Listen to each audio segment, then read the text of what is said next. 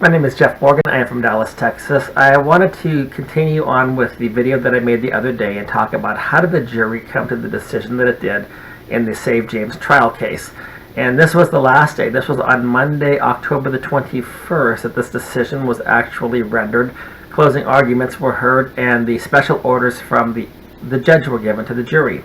Now, it was very interesting because in the special order that the judge gave to the jury, she said this: the best interest, special instruction number 1, the best interest. The best interest of the children shall always be the primary consideration in questions of conservatorship. And once again, with the best interest of the children, nobody has defined what the best interest of the children means. There is no legal definition of what this means. The best interest of the children is an opinion. And in this instance, there are 12 jurors who are going to decide somehow, independently or together, somehow, what is the best interest of your children. What you need to know is this: when you go to these courts, outsiders can rearrange your families. Outsiders can rearrange the parent-child relationship. Outsiders can say that one parent is a better parent than the other person. The outsiders can look at your family and say the mother should be in charge, not the father, or the father should be in charge, not the mother. When we talk about a family unit, a family is supposed to be governed by both mother and father working together. We talk about parental rights, not just mother's rights, not just father's rights. But when you go to these family courts in the state of Texas, judges and juries, if you have a jury trial, outsiders will tell you what is in the best interest of the child.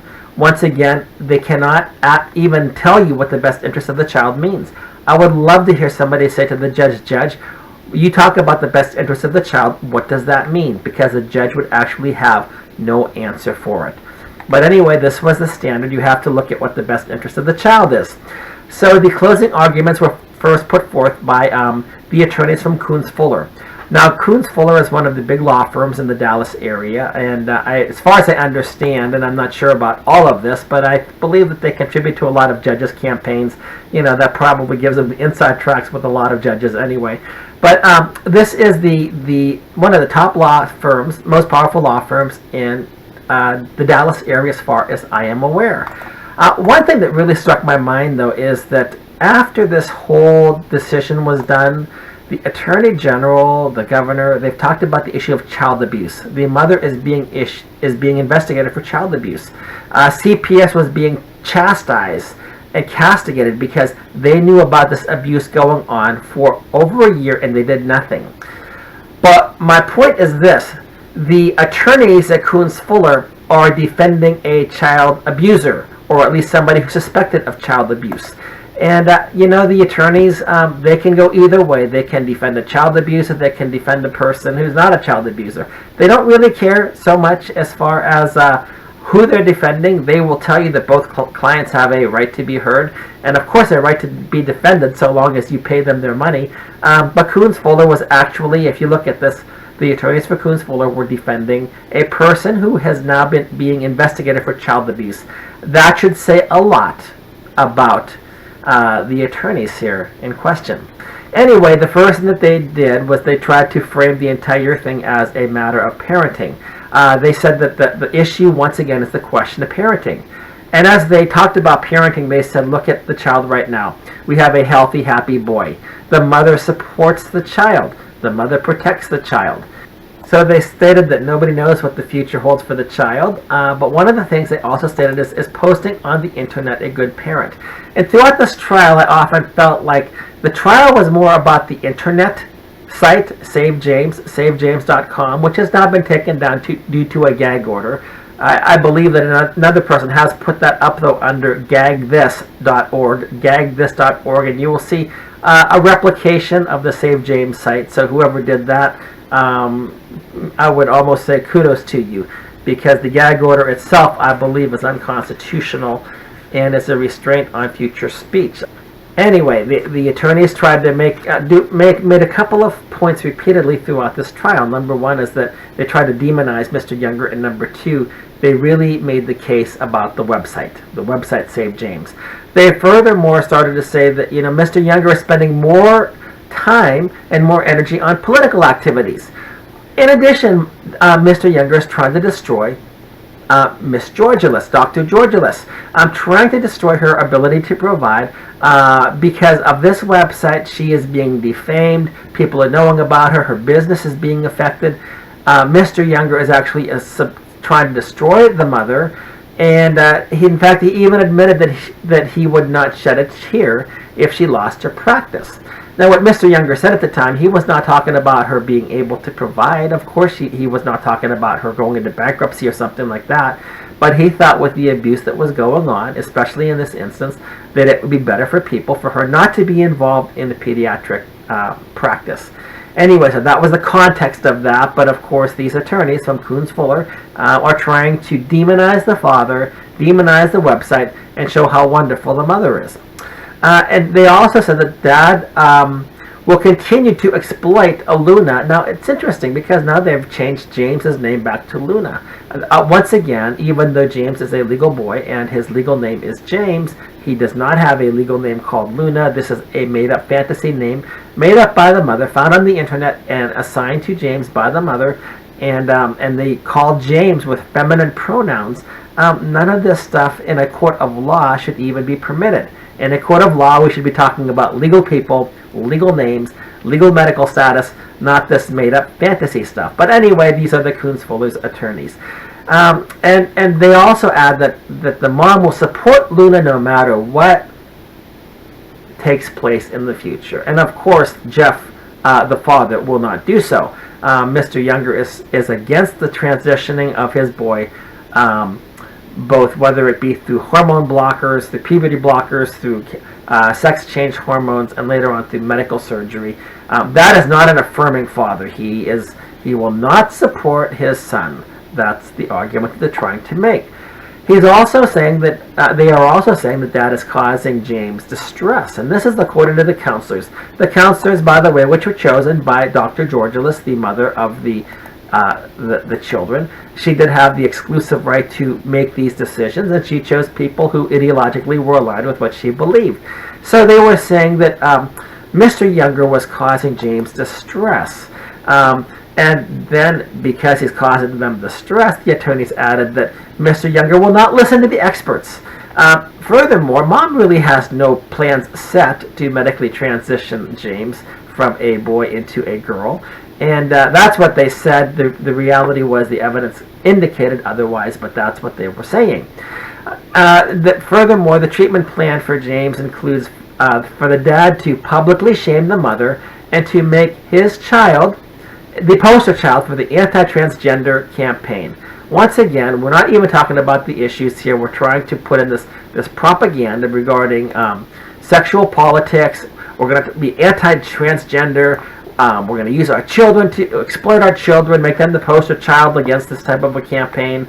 Mr. Younger, once again, refuses to follow the special recommendations of the, quote, experts. Now, once again, the experts were not independent. Well, they were supposedly independent, but they had a predilection toward affirming and toward any type of sexual identity politics that Dr. Georgilis actually believed in. Moreover, Mr. Younger would not follow the special instructions made by independent evaluator Dr. Benjamin J. L. Britton. The attorneys for the mother also said that Luna is happy as Luna. Every single person has said that Luna is happy as Luna. Mom will support the child unconditionally. Mr. Younger will not. And then they went back to something that evidently they asked the jurors at the beginning. What are the ideal qualities that a parent should have toward children? And one of the things was to treat the children with kindness. Another one was children come first ahead of the parents' needs. A third thing was give the children a stable environment. By the way, a stable environment is not a divorce.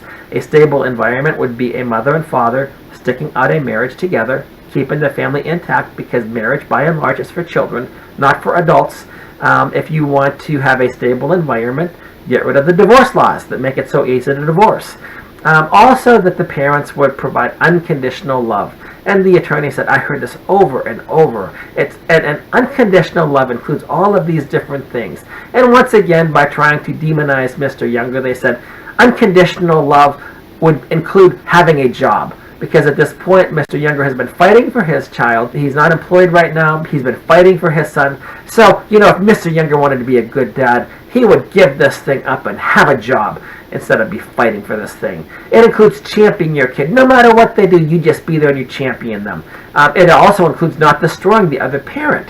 It's interesting how all of this stuff is one way according to them, and it also includes getting along with the other parent.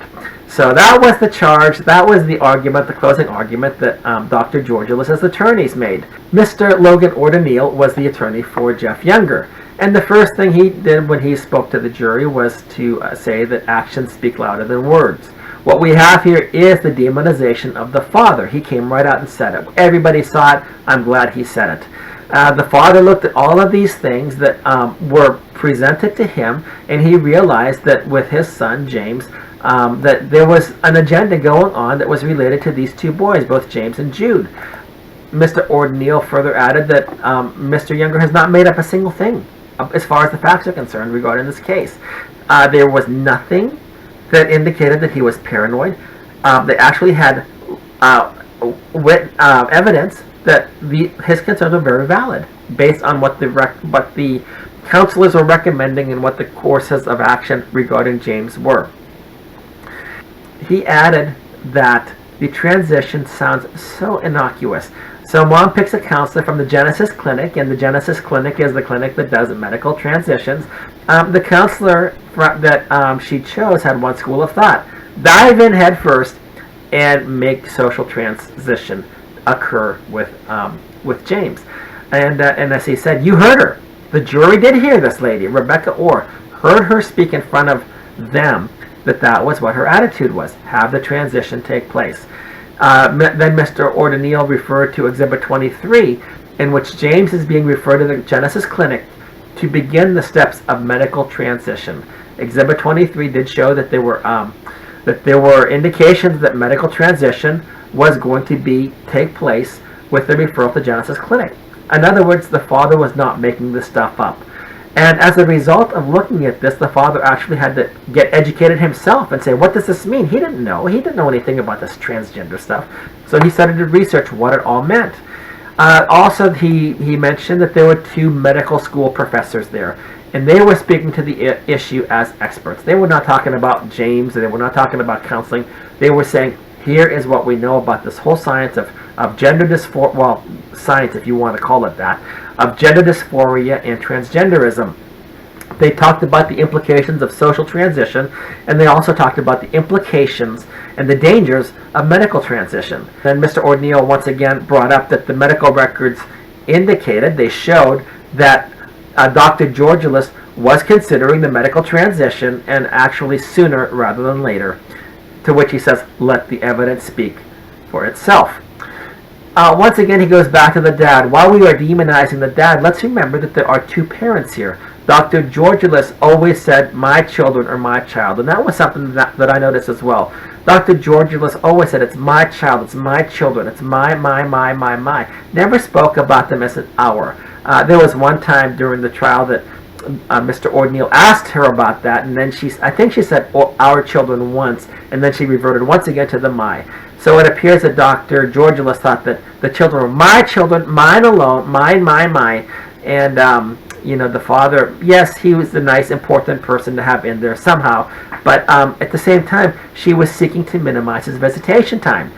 She wanted to have the court order him to make him affirm James and affirm the social transition. That was an affirmative action. She wanted the court to forbid him from calling his son by his legal name. She wanted the court to forbid him from going out in public with James as a boy. Yet the problem is, James is a boy. He is an XY chromosome person, down to his very chromosome. He is a boy. Mr. Ordeneal then talked about the different approaches. There are different ways to go if there is some type of gender dysphoria that is taking place. Now, gender dysphoria was asserted, but it was never proven. There was no indication based on the symptoms that would lead to a diagnosis of gender dysphoria. They were absent. So gender dysphoria, just like the name Luna, were just pure fantasy. But this is what the attorneys for KoonsFuller and the mother were arguing. So regardless, the father is advocating the wait and see approach. And that approach means holding back, having some therapy along the way, but do not dive headfirst into the social transition and then later into the medical transition. The social transition, the social affirmation does lead to the medical transition. If you do the social transition, it's much more likely that medical transition will occur. So once again, the father was using the watch and wait approach. That would be the desistance approach. Desistance is the opposite of persistence. Persistence would be affirm him, keep him going down this path. Desistance would be wait, hold back, don't affirm him, get him therapy as he needs, and basically by following this approach, between 85 and 90% of the people, when they come out at the other end of adolescence, are very happy with who they are. And that figure may even be higher, but that was the figure that was used. However, with mom, the boy is on the road to medical transition. There was talk about the use of puberty blockers, and by the way, puberty blockers are not the purpose of the drug that is being used for this. It is an off-shelf label. It is an off-label use of the medication. It is not approved by the FDA for any type of transitioning. Dr. Hughes, who was a pediatric endocrinologist, also talked about the letter that he wrote voicing his concern about puberty blockers. The concerns are not trivial. There are very dangerous things that can take place, side effects that take place with the use of puberty blockers. So at this point, Mr. Ordeneal said it is in the best interest of James to do the watchful wait and see approach. So the question that Mr. Ordeneal had then is it in the best interest of James to do the watchful wait and see approach, or is it in the best interest of James to transition him right now, to socially affirm him? And if you listen to the mother, she's already done the transition. The mother refers to James as a girl, even though he's a boy. The mother refers to him as a girl. The mother has changed his name to Luna. There's no legal authority. It's a fantasy name, but that's what she now calls James, Luna. She refers to him as a her, uses female pronouns, and uses Luna in the court of law. She is asserting something which is a legal fiction in the court of law, and she's not even being challenged on it for the most part. Then he talked a little bit about Dr. Benjamin J. L. Britton, and he was appointed by the court as a custody evaluator, but even Dr. L. Britton testified that something like gender dysphoria or whatever he was looking at was not his specialty. Now, at the same time, he did not really like the dad, but he still recommended that the dad continue in the boy's life. Yet his recommendation to the dad was that the dad just jump right on in with the social transition. That he affirmed that the dad get 2 years of individual psychotherapy, and that he starts to take some classes in how to live with a transgender son. Dr. Tomatis was another one of James's counselor, and he too was from the same school of thought about social transition. Affirm James. Go forward with it. Dr. Tomatis and Dr. L. Britton were of a certain ideological persuasion that Dr. Georgelis also adhered to. Now, Mr. Ordeneal therefore said that the legal standard that the jury needs to be considering is what is in the child's best interest. And even with what Mr. Ordeneal said, Mr. Ordeneal was outstanding in so many different ways, but I just don't know, what does that mean? The legal standard is the child's best interest. Somebody please tell me, tell the world, tell anybody, what is the best interest of the child? They cannot do it. It's an opinion. It's something that doesn't exist. Again, if you take the approach that the best interest of the child is to be raised in an intact family with his or her natural mother and father, surrounded, we hope, by a strong extended family, and also supported by society at large, that this is the best interest of the child to be raised in intact families like this, it's very easy. Divorce is not in the best interest of the child. Transitioning a child from one sex to another, mutilating him, is not in the best interest of the child. There's a lot of things that just do not even fit the definition of the best interest of the child. But nevertheless, to say the legal standard is what is in the child's best interest, I don't even know what that means. That's a fiction. It's got to be a fiction. I would love, there are factors that people use to try to determine the best interest. Nowhere is it determined, and nowhere is it defined. Again, the best interest of the child is simply an opinion, and in this case here, it's 12 people, 11 of whom voted to keep the son with the person who was now being investigated for child abuse. These are the people that are determining the best interest of the child. That's what these courts do in the state of Texas. That is exactly what happens. That's why we need to fight this whole doctrine of the best interest of the child.